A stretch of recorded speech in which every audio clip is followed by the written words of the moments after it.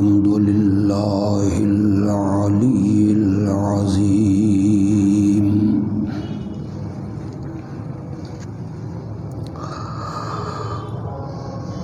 الحمد لله وحده لا شريك له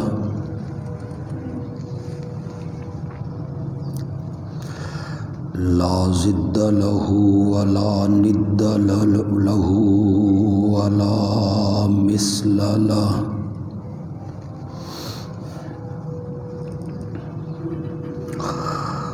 والصلاة والسلام على سيد الأنبياء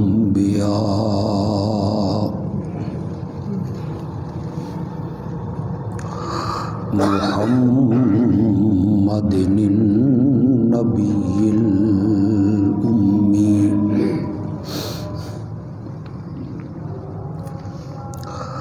وعلى آله وأصحابه وأزواجه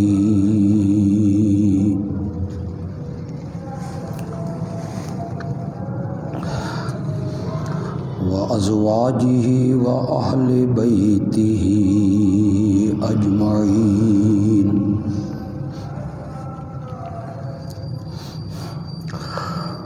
أما بعد فأعوذ بالله من الشيطان الرجيم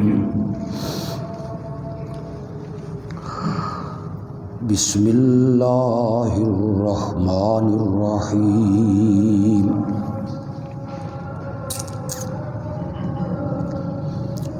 سبح لله ما في السماوات وما في الأرض وهو العزيز الحكيم يا أيها الذين آمنوا لم تقولون ما لا تفعلون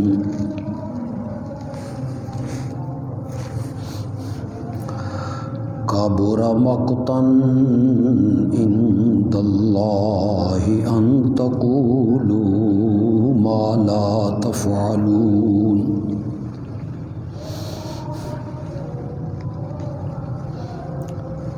زمین و آسمان کی ہر چیز اللہ کی پاکی بیان کرتی ہے اور وہی ہے غالب و حکمتوں والا۔ بڑی بیزاری اور بڑے غصے کی بات ہے کہ تم وہ بات کہو جو تم کرتے نہیں ہو۔ اللہم صلی علی محمد وعلی آل محمد کما صلیت علی ابراہیم وعلی آل ابراہیم انک حمید مجید۔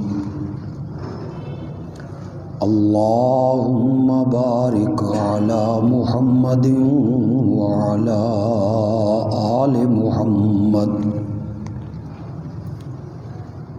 کما بارکت علی ابراہیم وعلی آل ابراہیم انک حمید مجید۔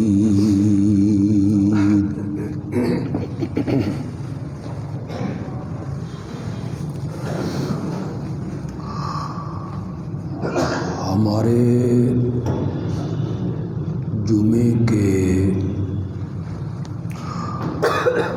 خطبات کا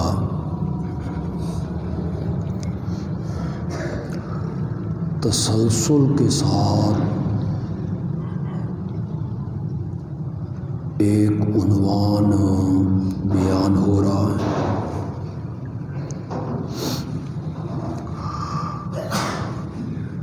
کہ نبی اکرم صلی اللہ علیہ وسلم کی مبارک سیرت کا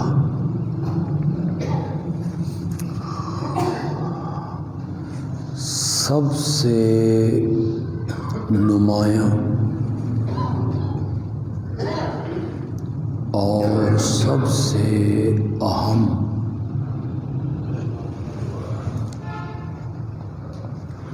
پہلو یہ ہے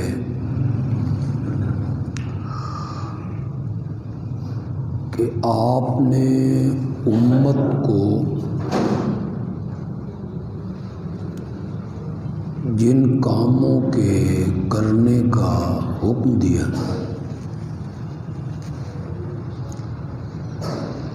آپ نے ان پر خود عمل کر کے دکھایا۔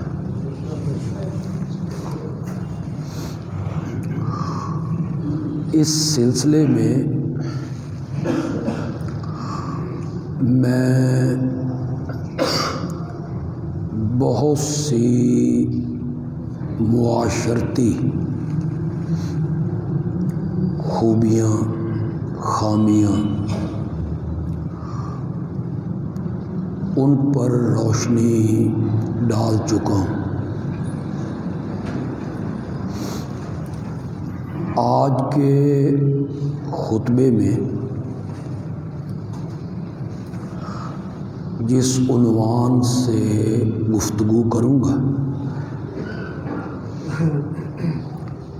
وہ ہے شرم و حیا۔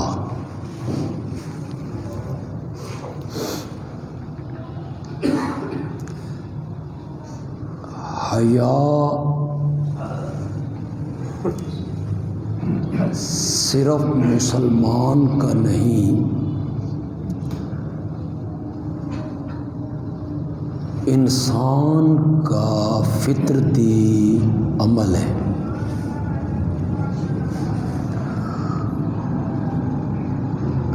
حیا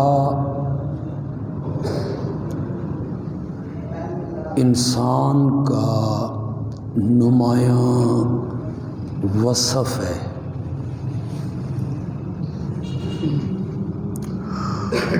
ایک بڑی مشہور حدیث ہے، آپ نے کئی مرتبہ اسے سنا بھی ہوگا۔ آپ نے فرمایا الایمان بضع و سبعون شعبہ،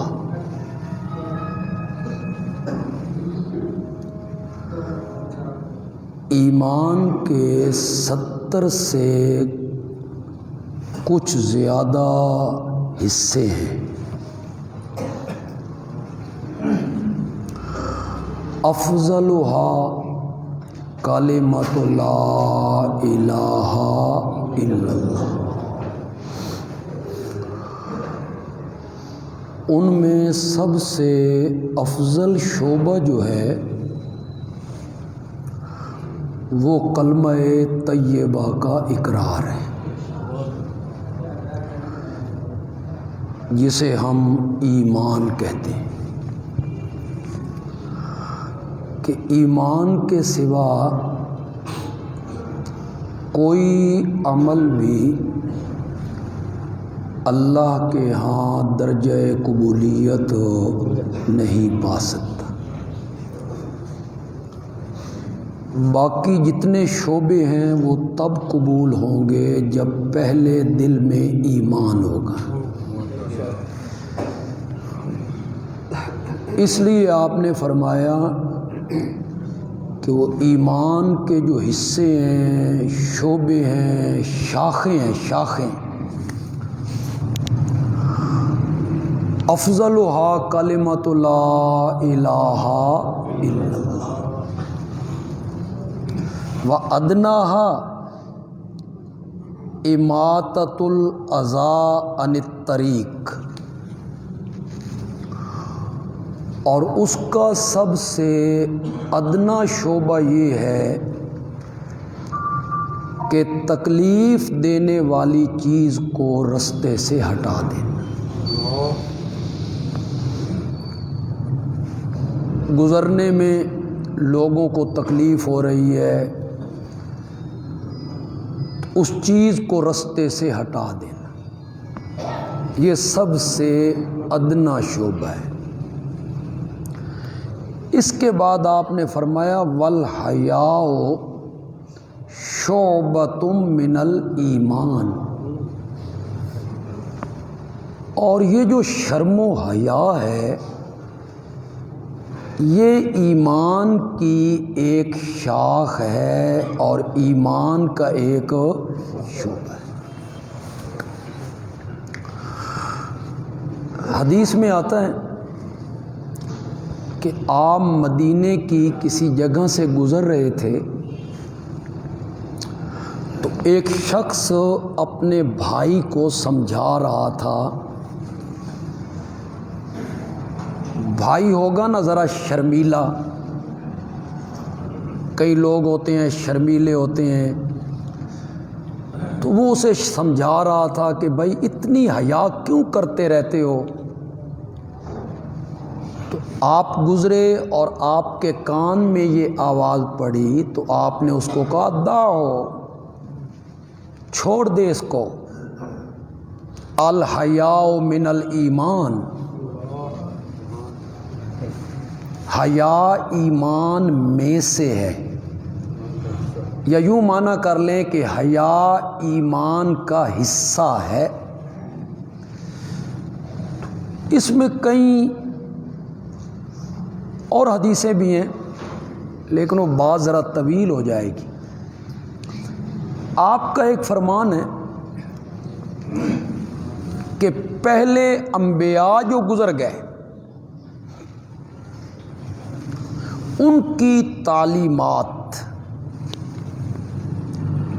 ان میں سے ایک چیز مشترک ہے جو آج تک باقی ہے۔ ذرا آپ اندازہ لگائیں اس چیز کا۔ انبیاء کی تعلیمات میں ان کے ماننے والوں نے تحریفیں کی تھی۔ یہودیوں نے اپنی کتاب میں تحریف کر دی، عیسائیوں نے اپنی کتاب میں تحریف کر دی، رد و بدل کیے۔ قرآن نے اس کی نشاندہی کی، یحرفون الکلم عن مواضعہ، کہ وہ کلام کو اپنی جگہ سے بدل دیا کرتے تھے۔ یکتبون بایدیہم، ایک عبارت وہ اپنے ہاتھوں سے لکھا کرتے تھے اور جاہل عوام کو کہتے تھے یہ بھی اللہ کا کلام ہے، ہوا من عند، یہ اللہ کی طرف سے۔ یہ کیوں کرتے تھے؟ لیشتروا بہ ثمنا قلیلا، کہ وہ اس کے بدلے میں نذرانے، پیسے، دولت، رقم وصول کیا کرتے۔ قرآن نے کئی جگہوں پہ اس کی نشاندہی کہ وَلَا تَشْتَرُوا بِآيَاتِي ثَمَنًا قَلِيلًا، میرے احکام کو تھوڑے پیسوں کے بدلوں میں بیچو نہیں، یعنی حق کو چھپا دو، اس پہ پردہ ڈال دو، صرف دولت کے لیے، چندوں کے لیے، نذرانے کے لیے، دنیاوی عزت کے لیے۔ تو یہودیوں کے علماء پر اللہ نے انہیں تنبیہ کی۔ انبیاء کی جو تعلیمات تھیں وہ محرف ہو گئیں، ان میں تغیر و تبدل ہو گیا، کٹ وٹ ہو گئی، ان کو اپنی جگہ سے بدلا گیا، حتیٰ کہ توحید کے احکام، کتنی اہم چیز ہے، توحید کے احکام تک ان لوگوں نے بدل دیے اور شرکیہ عبارتیں داخل کر دیں۔ میرے آقا نے فرمایا کہ انبیاء کی تعلیمات میں سے اگر کوئی چیز لوگوں میں باقی ہے تو وہ یہ جملہ ہے اذا لم تستحی ففعل ما شئت، جب تو نے حیا ہی نہیں کرنی تو جو دل میں آئے کرتا رہے۔ یہ معلوم ہوا سارے انبیاء کی تعلیمات میں یہ بات شامل، اور یہی بات باقی رہی۔ باقی باتیں بدل گئیں لیکن یہ بات تمام انبیاء کی تعلیمات میں باقی رہی اور نبی اکرم صلی اللہ علیہ وسلم تک باقی رہی کہ جب حیا ہی دل میں نہیں رہا، شرم ہی نہیں رہا، ففعل ما شئت، تو جو تیرے دل میں آئے کرتا رہے۔ بے حیا باش، ہر چے خواہی کن، فارسی میں اس کا ترجمہ ہوا بے حیا باش، ہر چے خواہی کن، بے حیا ہو جا اور پھر جو دل میں آئے کرتا رہے۔ ورنہ حیا مرد کے لیے بھی ایک فطرتی عمل ہے، مرد میں بھی حیا ہے۔ حضرت عثمان کتنے حیادار تھے؟ وہ کہتے ہیں میں چار دیواری کے اندر نہاتے ہوئے بھی میں نے اپنی شرمگاہوں کو کبھی ظاہر نہیں کی۔ بند کمرے میں، غسل خانے میں نے اپنی سطر سے کپڑا نہیں ہٹایا۔ تو حیا ایک فطرتی عمل ہے جو مرد میں موجود ہوتا ہے، لیکن عورت میں مرد کی نسبت حیا کا مادہ زیادہ موجود ہے۔ کیوں؟ مرد کے جسم کی جو ساخت ہے اس میں یہ متحرک رہتا ہے، بھاگے دوڑے، وزن اٹھائے، سیڑھیاں چڑھے، ہاتھ ادھر پھیلائے، اٹھے بیٹھے۔ اس کے بدن کی ساخت ایسی ہے کہ حیا میں کوئی فرق نہیں آتا۔ لیکن عورت کے جسم کی ساخت ایسی بنائی گئی ہے کہ اس کے لیے حیا ناگزیر ہے، وہ مردوں والے کام نہیں کر سکتی۔ بھاگنا، دوڑنا، بازوؤں کو ہلانا، تھرکنا، ناچنا، اچھلنا، کودنا، جو مرد کام کرتے رہتے ہیں عورت یہ کام نہیں کر سکتی۔ اور اگر عورت یہ کام کرنے پر آ جائے تو اس کی نسوانیت ختم ہو جائے گی، پھر وہ عورت نہیں رہے گی، حیا ہی ختم ہو گیا، نسوانیت ہی ختم ہو گئی۔ وہ جو اس کے جسم کی ساخت اللہ نے بنائی تھی اس میں حیا تھا۔ یہ جو مجازی عشق کا ایک نام ہم دیتے ہیں، عورت اور مرد کے درمیان غلط تعلقات پیدا ہو جاتے ہیں، اس میں بھی بوجہ حیا کے عورت پہل نہیں کرتی، اس میں حیا کا ایک مادہ ہوتا ہے، مرد پہل کر جاتا ہے، لیکن عورت اس میں پہل نہیں کرتی کہ اس کی فطرت میں رب نے کیا رکھ دیا ہے؟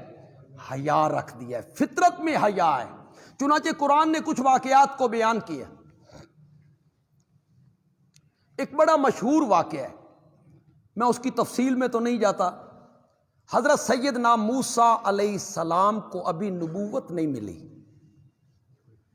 کہ ان کے ہاتھوں سے ایک بندے کا قتل ہو گیا، آمدن نہیں، انہوں نے چھڑایا، مکہ مارا، بندہ مر گیا۔ مکے سے بندے مرا نہیں کرتے۔ چنانچہ دوسرے دن یہ راز فاش ہوا، وقت کی حکومت تک یہ بات پہنچی کہ کل جو قتل ہوا ہے یہ موسیٰ کے ہاتھ سے ہوا، اور حضرت موسیٰ کی پرورش بھی فرعون کی گود میں ہوئی۔ یہ فرعون کے محل میں رہنے والے آدمی، مائی آسیہ نے ان کو پالا تھا۔ چنانچہ جب یہ طے ہوا تو فیصلہ کیا گیا کہ اس کا بدلہ لیا جائے۔ کسی نے آ کے حضرت موسیٰ کو بتا دیا کہ یہاں سے نکل جاؤ ورنہ تیرے قتل کا فیصلہ ہو رہا ہے۔ حضرت موسیٰ علیہ السلام ہجرت کر رہے ہیں، یہ مدین کی طرف ہجرت کر رہے ہیں۔ یہ مدین پہنچ گئے، مدین پہنچے تو انہوں نے دیکھا کہ مدین کے باہر ایک کنواں ہے جہاں سے لوگ پینے کے لیے پانی بھی بھرتی ہیں اور جانوروں کو لا کے وہاں پانی بھی پلاتے۔ تو انہوں نے دیکھا کہ دو لڑکیاں ہیں، وہ اپنے ریوڑ کو روک کے ذرا دور کھڑی ہیں، تذودان من دونہم، وہ مردوں سے دور کھڑی ہیں، الگ تھلگ کھڑی ہیں۔ قرآن کے لہجے سے معلوم ہوتا ہے کہ ان کا جو ریوڑ ہے، بکریاں بھیڑیں، وہ پانی کی طرف بھاگتی ہیں، وہ لڑکیاں ان کو روک رہی ہیں۔ تو حضرت موسیٰ علیہ السلام کو یہ بڑی عجیب بات لگی، تو انہوں نے ان لڑکیوں سے پوچھا ما خطبکما، تمہارا کیا معاملہ ہے؟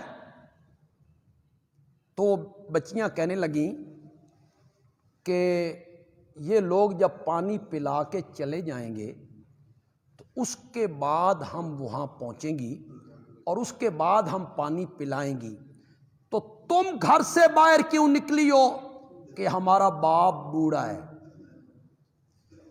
وہ یہ کام نہیں کر سکتا۔ یہ جو قرآن نے سارا واقعہ بیان کیا اور اس کی تفصیلات بیان کی، کیا ضرورت تھی جی؟ یہ کہنے کی کیا ضرورت تھی کہ وہ دو لڑکیاں اپنے ریوڑ کو مردوں سے الگ روک کے کھڑی تھی؟ کیوں قرآن نے بیان کیا؟ یہ اس کی ضرورت کیا تھی کہ مردوں سے الگ تھیں، روک کے کھڑی تھیں؟ یہی قرآن کہنا چاہتا ہے نا کہ حضرت شعیب کی یہ بیٹیاں، اس شریعت میں بھی یہ حکم تھا کہ عورتیں اور مرد اکٹھے کام نہیں کر سکتے، تبھی تو وہ الگ ہیں، روک کے کھڑی ہیں۔ قرآن نے اس کو ذکر کیا۔ اور وہ لڑکیاں کیوں کہہ رہی ہیں کہ وہاں مرد ہیں، ہم وہاں نہیں جا سکتی، یہ چلے جائیں گے تو ہم جائیں گی؟ معلوم ہوا کہ اختلاط مرد اور عورت کا یہ اس شریعت میں بھی نہیں تھا، حیا مانے تھی، حیا مانے۔ حضرت موسیٰ علیہ السلام نے ذرا جذباتی تھے، غصہ آیا، آگے بڑھے، لوگوں کو ہٹایا، ڈول سے پانی کھینچا، ان بچیوں کو کہا پلاؤ پانی۔ انہوں نے اپنے ریوڑ کو پانی پلایا۔ یہ سب قرآن نے ذکر کیا سورۃ قصص میں۔ سورۃ قصص میں قرآن نے اس واقعہ کو پوری تفصیل سے ذکر کیا۔ وہ بچیاں ریوڑ کو پانی پلا کے گھر چلی گئیں تو وہ خلاف معمول پہلے گھر چلی گئیں، 2 گھنٹے بعد جاتی تھی، 2 گھنٹے پہلے چلی گئیں۔ حضرت موسیٰ علیہ السلام ایک درخت کے سائے کے نیچے آئے۔ یہ مصر سے چلے ہیں، پیدل سفر ہے، بھوک ہے، پیاس ہے، ناداری ہے، مسکینی ہے، کوئی واقفیت نہیں ہے، سر چھپانے کی جگہ نہیں ہے، کھانے کے لیے کوئی چیز نہیں ہے۔ لیکن ذرا آپ پیغمبر کی خودداری ملاحظہ کریں کہ ان بچیوں کی خدمت کی، ان کے ریوڑ کو پانی پلایا، لیکن ان سے سوال کرنا مناسب نہیں۔ خودداری دیکھیں آپ حضرت موسیٰ علیہ السلام کی، انتہائی بھوک لگی ہے۔ ابھی میں ذکر کروں گا انہوں نے کیا دعا مانگی ہے۔ درخت کے نیچے بیٹھے ہیں، انتہائی بھوک لگی ہے، لیکن بچیوں کے سامنے اس کا اظہار نہیں کرتے ہیں۔ اس کا اظہار بھی کیا تو عرش والے کے آگے کیا ہے، قرآن نے اس کو بیان کیا۔ ربے، وہاں درخت کے نیچے بیٹھے ہیں، ربے انی لما انزلت الی من خیر فقیر۔ ذرا اس لفظ پہ تو یار غور کیجیے، فقیر۔ وہ لوگ ضرور غور کریں جو حضرت علی حجویری کو داتا کہتے ہیں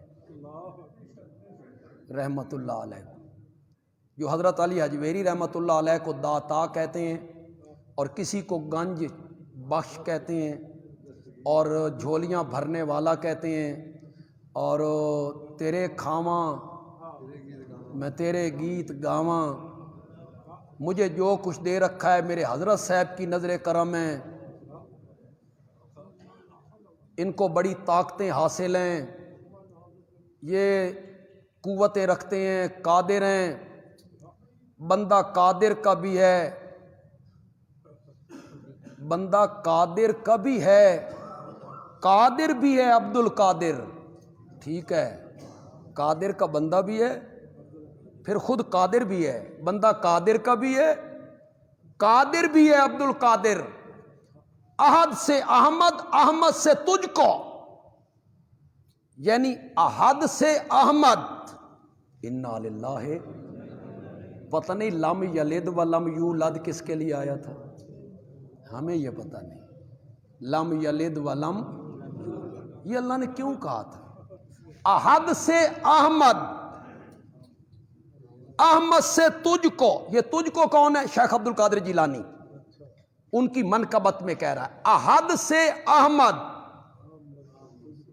احمد سے تجھ کو سب کن مکن حاصل ہے یا غوث۔ یہ کن کیا ہے جی؟ وہ کوئی سمجھ بھی رہے ہو کہ نہیں سمجھ رہے ہو؟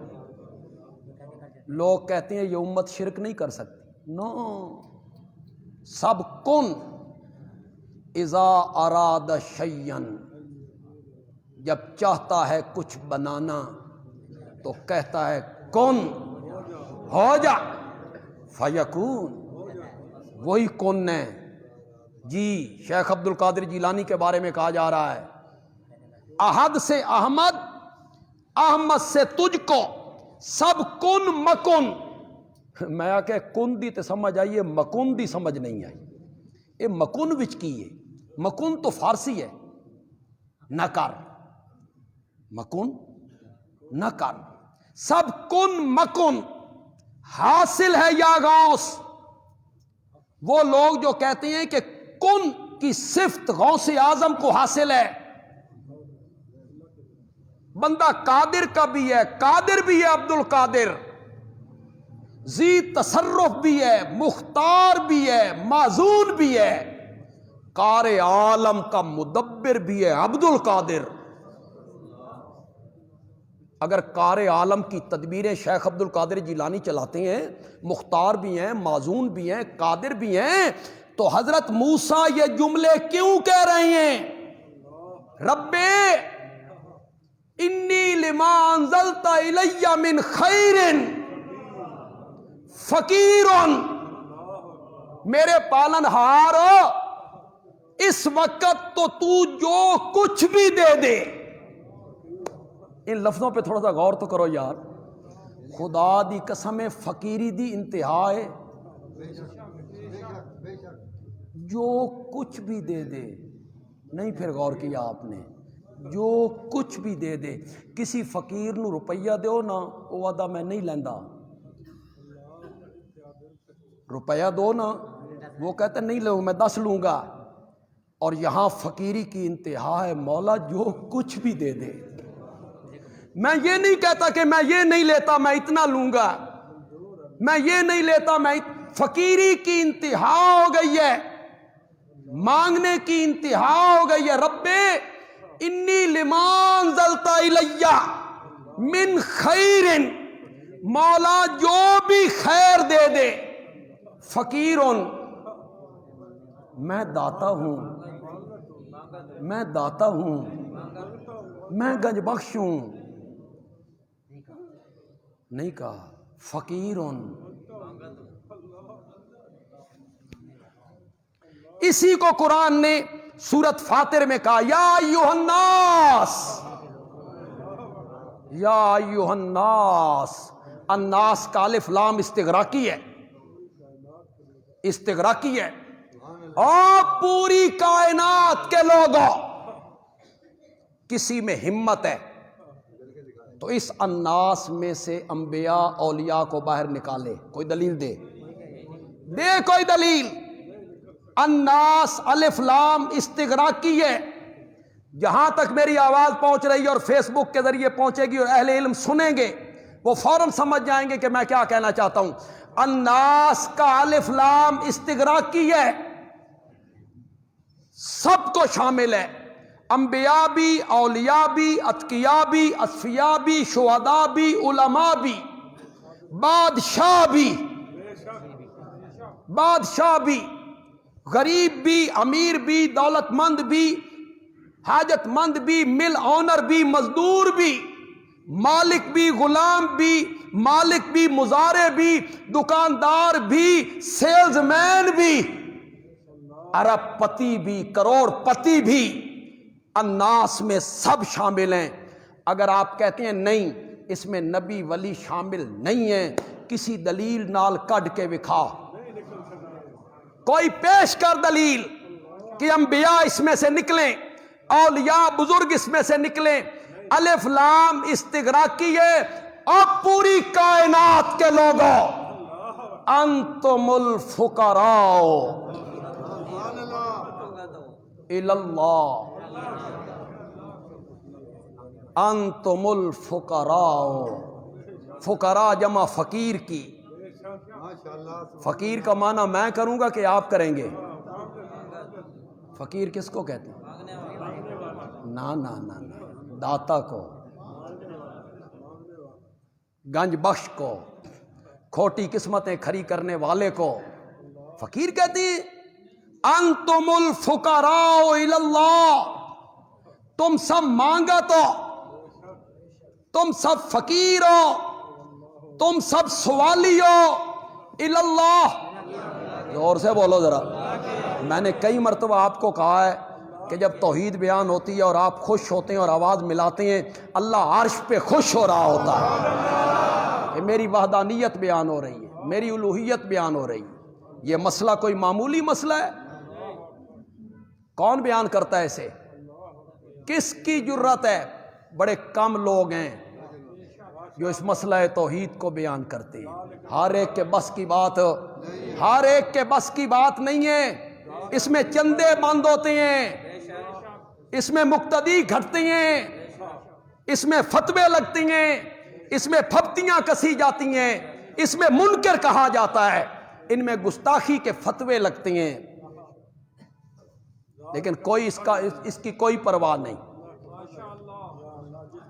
ساری دنیا آپ کی حامی سہی، ہر قدم پر مجھ کو ناکامی سہی، نیک نام اسلام میں رکھے خدا،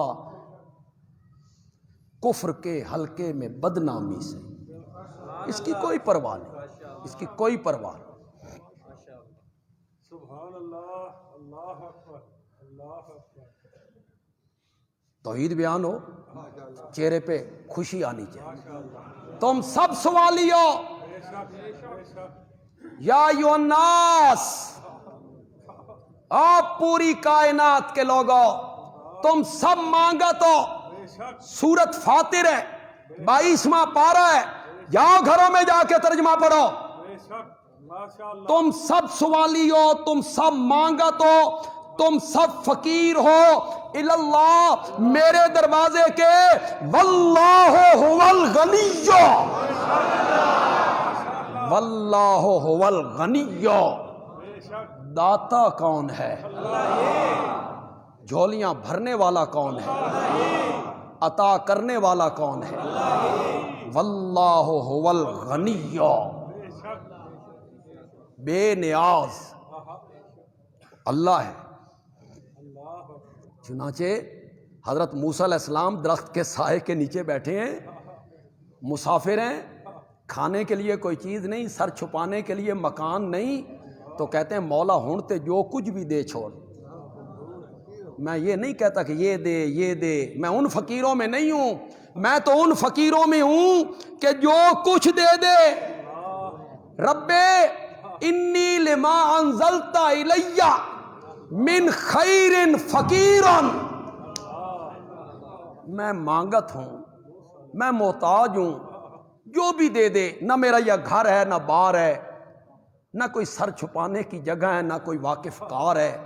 ادھر یہ دعا مانگی گئی، یہ عرش کا سینہ چیر کے رب کے پاس جا پہنچی۔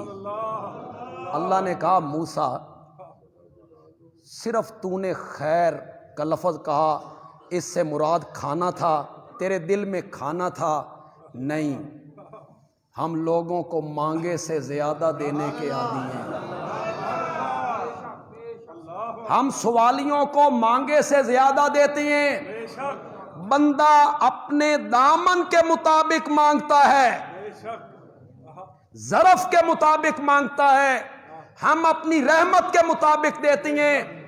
تو نے صرف کھانے کا سوال کیا ہے، ہم تجھے شعیب نبی کے گھر بھی پہنچائیں گے، اس کا داماد بھی بنا دیں گے، پھر 10 سال آپ پیغمبر کے گھر میں رہیں گے، تجھے گھر بھی ملے گا، تجھے چھت بھی ملے گی، تجھے کھانا بھی ملے گا، تجھے بیوی بھی ملے گی، پھر بچے بھی ملیں گے، شعیب جیسا سسر بھی ملے گا۔ ادھر یہ دعا مانگ رہے ہیں، ادھر بیٹیاں پہلے گھر پہنچ گئیں. حضرت شعیب نے پوچھا آج جلدی آ گئی ہو؟ تو کہنے لگی بابا ایک نوجوان تھا، ہم اسے نہیں جانتی، ہمارے شہر کا نہیں تھا، اس نے ہمیں دیکھا، آگے بڑھا، ڈول نکالا، ہمارے جانوروں کو پانی پلا دیا. حضرت شعیب بھی پیغمبر ہے، کسی کا احسان نہیں لینا چاہتے. کیا بات ہے. کہنے لگے اس کو بلا کے لاؤ، جو اس نے خدمت کی ہے میں اس کی مزدوری دے دوں، میں اس کا اجر دے دوں. اب ایک لڑکی، ان دونوں میں سے ایک لڑکی اس جگہ پہ آئی جہاں حضرت موسیٰ بیٹھے ہوئے تھے. قرآن نے اس لڑکی کی چال کا ذکر کیا. یہ ہے عورت کی چال، اس چال کا ذکر کیا. قرآن کہتا ہے اذ تمشی علی استحیاء. علی استحیاء کا معنی تو میں کروں گا، لیکن اس میں حیا کا لفظ تو آپ کو سمجھ آ گیا ہوگا. اذ تمشی علی استحیاء کروں مانا، وہ اتنی شرم و حیا سے وہ لڑکی چل رہی تھی، ایسے محسوس ہوتا تھا اس کے قدموں کے نیچے کسی نے حیا کی سڑک بچھا دی ہو. اذ تمشی علی استحیاء، یا اس کے پاؤں میں کسی نے حیا کے گھنگرو باندھ دیے، بڑے حیا سے چلتی ہوئی آ رہی تھی. یہ ہے عورت کی شان جس کو قرآن نے ذکر کیا ہے. اذ تمشی علی استحیاء، اس کی چال میں کیا ہونی چاہیے؟ حیا ہونی چاہیے. چٹک مٹک نہ، ڈانس ناچنا کودنا نہ، نعرے لگانا نہ، یہ عورت کی چال نہیں ہے. یہ عورت کو کسی شریعت نے یہ اجازت نہیں دی ہے، نہیں دی ہے، کسی شریعت نے اجازت نہیں دی ہے. عورت کے جسم میں فطرت نے حیا کو رکھ دیا ہے، فطرت نے حیا کو رکھا ہے. اس کی چال میں شرم ہونی چاہیے، حیا ہونی چاہیے، اس کی چال میں نگاہیں نیچی ہونی چاہیے. یہ ہے اس کی چال، یہ ہے عورت کی چال. 8 مارچ کو عورت آزادی مارچ جو ہوا، اس میں چند یہ معاشرے کی چند عورتیں ہیں. انشاءاللہ ہمارا معاشرہ بڑا پاکیزہ معاشرہ ہے، انشاءاللہ بڑے حیادار لوگ ہیں، غیرت مند لوگ ہیں. کوئی بھائی نہیں چاہتا کہ میری بہن اس طرح بازار آئے، کوئی غیرت مند باپ نہیں چاہتا کہ میری بیٹی اس طرح باہر آئے، کوئی غیرت مند چچا نہیں چاہتا کہ میری بھتیجی اس طرح باہر آئے. نہیں، کچھ بے غیرت ہیں. ان والدین کا کتبہ آپ نے پڑھا ہوگا، بوڑھے ماں باپ کھڑے ہیں اور وہ کہتے ہیں ہماری بیٹی اس کی مرضی، ہماری بیٹی اس کی مرضی. پھر اس کی مرضی چلنی ہے نا. تو ذرا پچھلے دنوں جو گجرات میں ہوا وہ دیکھو وہ بچی کس طرح حاملہ ہوئی. کالج میں پڑھتی تھی، کلاس فیلو کے ساتھ اس کے تعلقات ہوئے، بچی حاملہ ہوئی، جھنگ میں جا کے آپریشن کروایا، حمل گروایا، وہ مر گئی. اس کا عاشق مجازی اسے اٹھا کے اسپتال لایا ہے، اسپتال میں چھوڑ کے بھاگ جاتا ہے.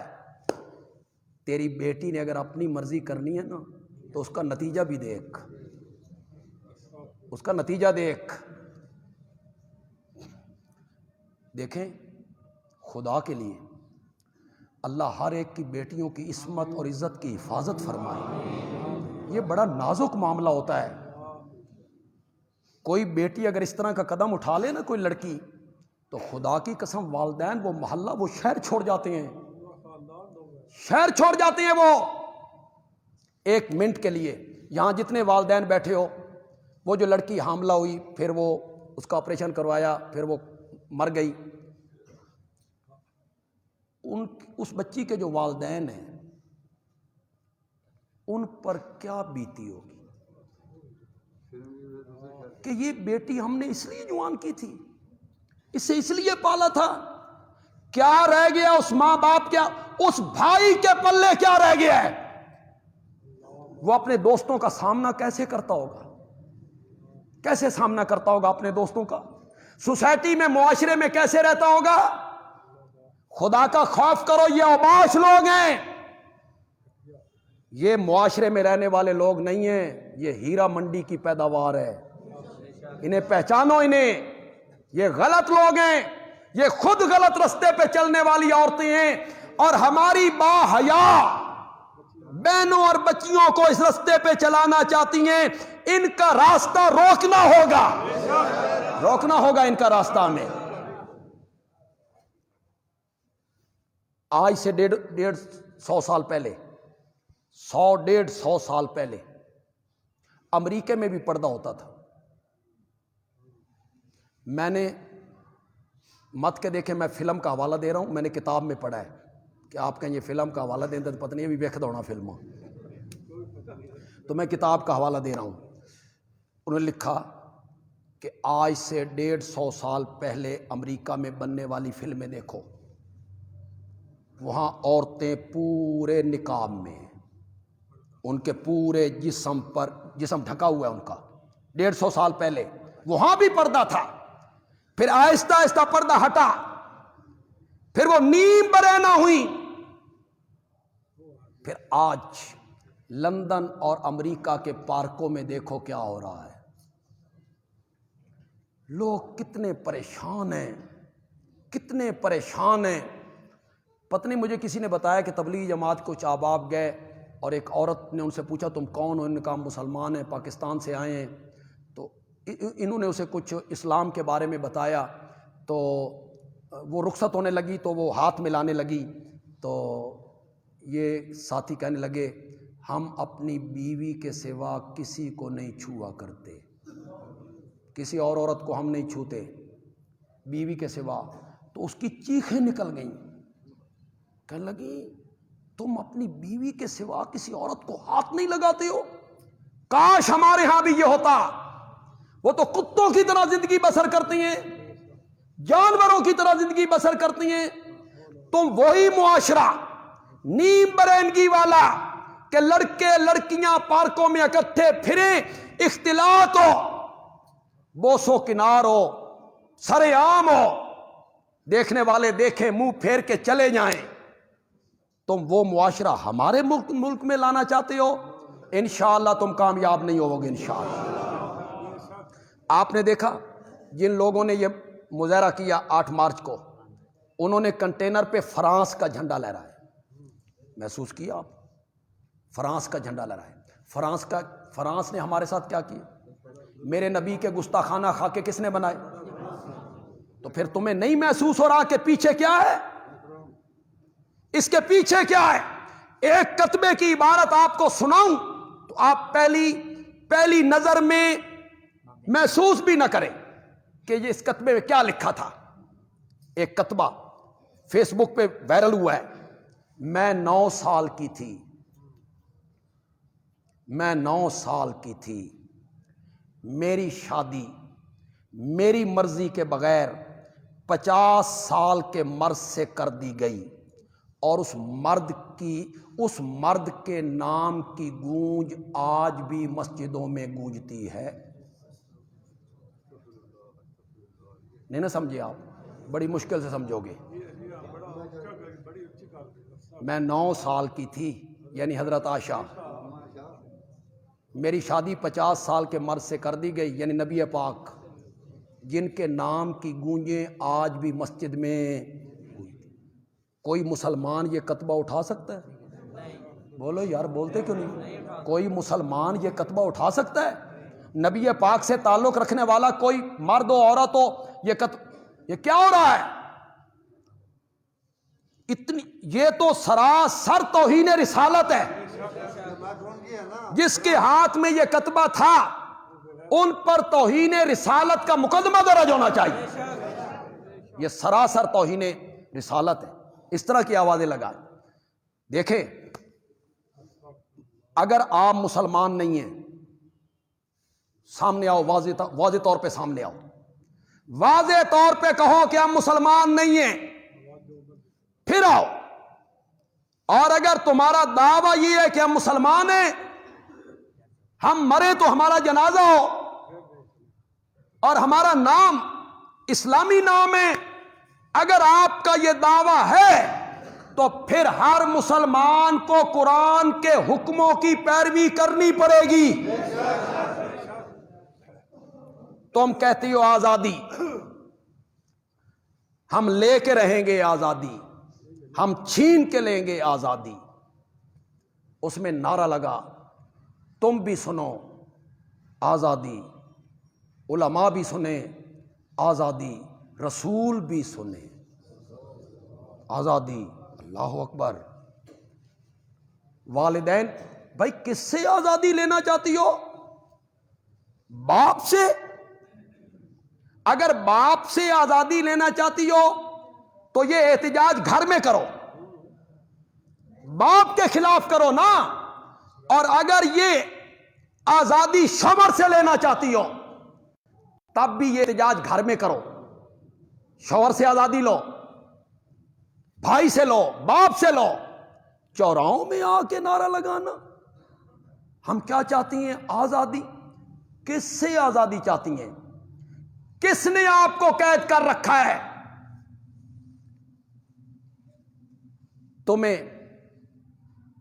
تمہیں حوا کی بیٹی کو مغربی معاشرے نے گنڈیری بنا رکھا ہے, گنڈیری.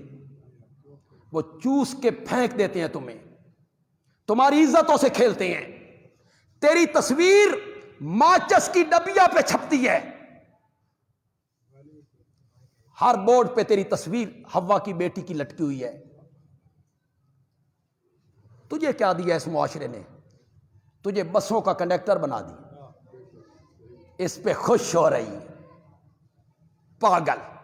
باپ کو پانی دے, باپ کے کپڑے دھو, شوہر کے کپڑے دھو, بھائی کے کپڑے استری کر, باپ اور بھائی کو کھانا پیش کر. قید ہے. اور ڈائیو بس میں بیٹھنے والے لوگوں کو, جس میں انگریز بھی ہوں گے, کئی زانی اور شرابی ہوں گے, ان کو ہنس ہنس کے کھانا پیش کر. اس کا نام آزادی ہے؟ تو سوچ تو صحیح, تیرے ساتھ سلوک کیا کیا اس معاشرے نے؟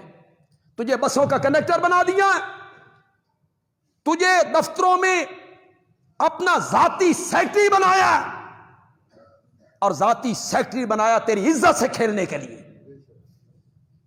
تو سیکرٹری بن کے کام کر رہی ہے. تجھے مغربی معاشرے نے کیا دیا؟ ادھر آ. اور پاگل عورت, یہ جو مارچ کے نام پہ چوراہوں میں بھاگتی پھرتی ہو, ادھر آ. میرے نبی نے کہا, اور جو میرے نبی نے کہا وہ پتھر پہ لکیر ہو گیا. میرے جس امتی کے گھر میں 2 بیٹیاں پیدا ہوئی اور اس نے بچوں کی طرح ان کی تربیت کی, پالا پوسا, تعلیم دلوائی, اچھی جگہ رشتہ کر دیا, یہ 2 بچیوں کا باپ قیامت کے دن مجھ محمد کے ساتھ ہوگا. تجھے اسلام نے عزت دی ہے, تیری وجہ سے تیرے باپ کو نبی پاک کے ساتھ جگہ مل گئی ہے. کہاں پھر رہی ہے؟ تو بہن ہے تو بھائی تیرا مان ہے, تو بہن بنتی ہے, بھائی تیرے لیے قربانی دیتا ہے. تو شادی ہو جاتی ہے, شوہر تیرا محافظ بنتا ہے. تیری شادی ہو گئی, شوہر تیرا محافظ بن گیا, اور جب تو ماں بنی تو رب نے پوری جنت اٹھا کے تیرے قدموں کے نیچے لا کے رکھ دی ہے. تو اب بھی کہتی ہے کہ اسلام نے تجھے کچھ نہیں دیا. اسلام نے تو تیرے قدموں کے نیچے جنت کو لا کے رکھ دی ہے. جنت ماں کے قدموں کے نیچے. کیا مانگ رہی ہے؟ کیا آزادی مانگ رہی ہے؟ جو لڑکیاں وہاں ناچ رہی تھی, کن کی بہنیں تھیں، کن کی بیٹیاں تھیں. اگر تم مسلمان ہو، اگر مسلمان نہیں ہو تو پھر سامنے آؤ. یہودی ہو، عیسائی ہو، دیری ہو، ملحد ہو، اور اگر مسلمان ہو تو پھر قرآن کے حکموں کو اور نبی پاک کے حکموں کو ماننا ہوگا. آپ نے فیس بک پہ اس سکھ کی گفتگو سنی ہے؟ سکھ تھا، سکھ یہیں کا سکھ تھا.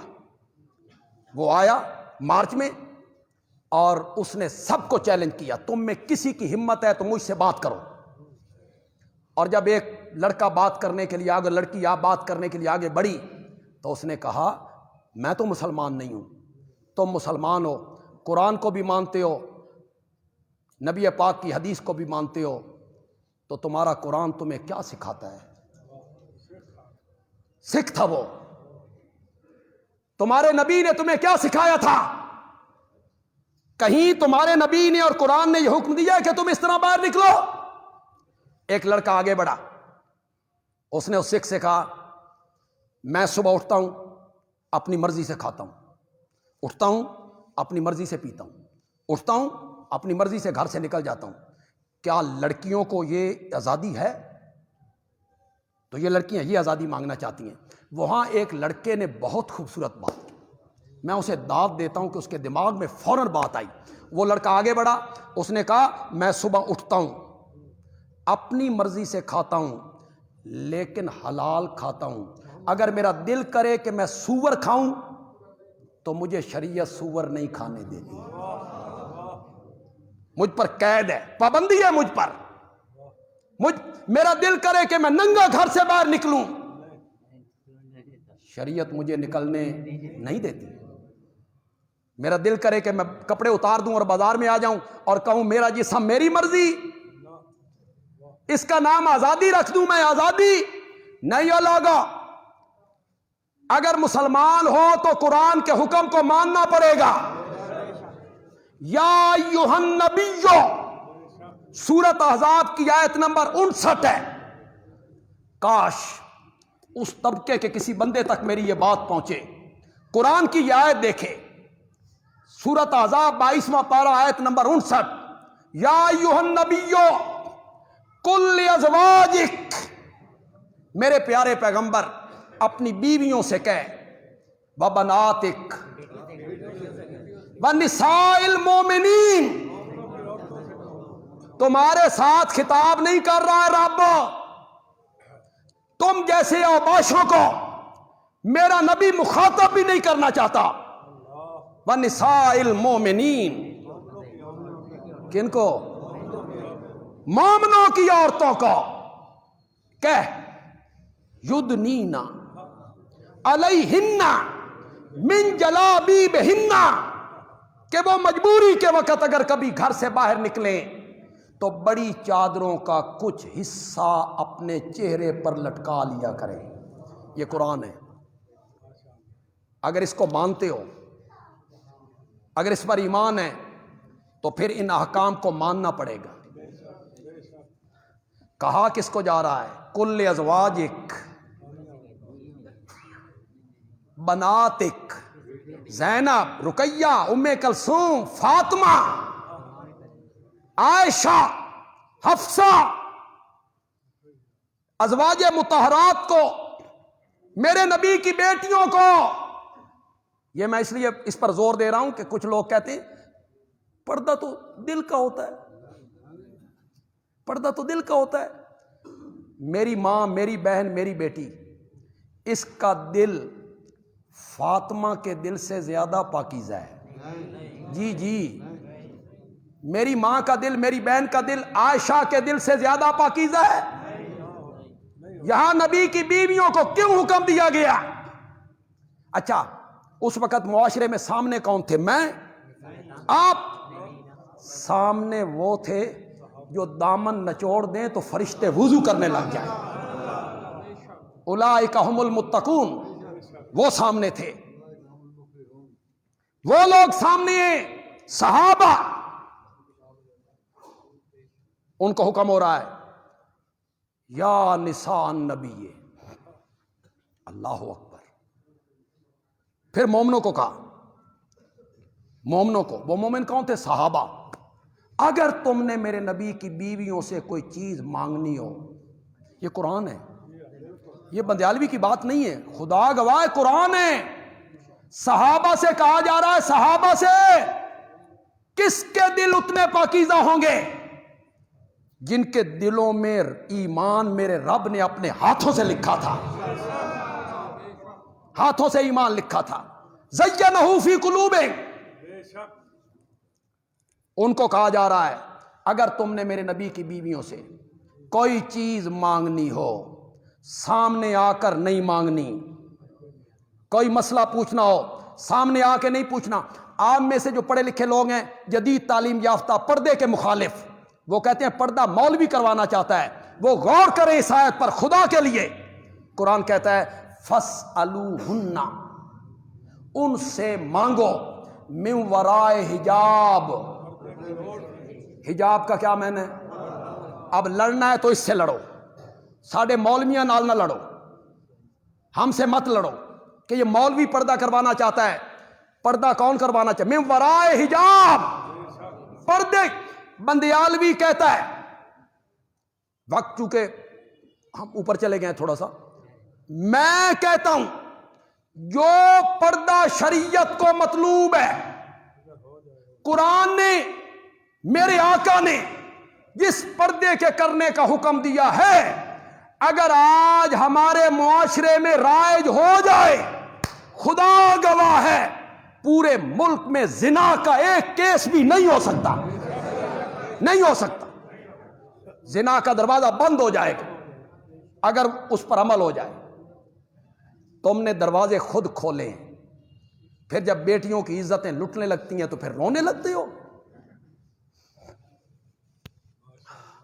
ہم اس پر احتجاج کرتے ہیں، آپ بھی احتجاج کرتے ہیں کہ نہیں کرتے ہیں؟ ہم سب احتجاج کرتے ہیں اس پر، اسے روکا جائے، اور انشاءاللہ ہمارا معاشرہ پاکیزہ معاشرہ ہے۔ انشاءاللہ ہمارے ملک کی اکثریت جو با حیا اور غیرت مند لوگوں پر مشتمل، بے غیرت اور بے حیا ہوں گے جو اس طرح کے کام کرتے رہتے ہیں۔ یہی تو ساری تقریر میں نے کر دی ہے، جو کچھ اس میں لکھا ہوا ہے۔ دیکھیں آج مغرب کے بعد 18 بلاک میں جو درس قرآن ہوگا اس کا عنوان ہے عظمت سیدنا معاویہ۔ سبحان اللہ، تسی بڑا آکھیا آنا بھی ہے جے کہ کوئی نہیں آنا۔ آپ سب کو معاویہ سے محبت ہے، ذرا ہاتھ کھڑے کرو، سب کو محبت ہے معاویہ سے۔ آپ بالکل کوئی عہد نہیں کرنا، آپ میرے ساتھ وعدہ نہیں کرنا آپ نے میں گناہ گار ہو جاؤں گا، آپ بھی گناہ گار ہو جائیں گے۔ بس آپ کو میں اپیل کر رہا ہوں کہ آپ 1 گھنٹے کا پروگرام ہے، 1 گھنٹے کا یا زیادہ سے زیادہ 1.5 گھنٹہ، بس انشاءاللہ 8:15 8:30 تک آپ فارغ ہو، لیکن نماز وہاں پڑھیں مغرب کی۔ تو حضرت معاویہ کی سیرت کو بیان کرنا، عظمت کو بیان کرنا آج کے معاشرے میں بہت ضروری ہوگی، بہت ضروری ہوگی کہ یہ مظلوم ترین صحابی، مخالف تو مخالف اپنے بھی اسے معاف نہیں کرتے، تنقید کرتے، غلطیاں گنواتے ہیں۔ آج ہم ان کی صحیح عظمت اور سیرت بیان کریں گے انشاءاللہ۔ آپ انشاءاللہ تشریف لائیں گے، اس پروگرام میں آپ شامل ہوں گے انشاءاللہ۔ دیں جی اذان۔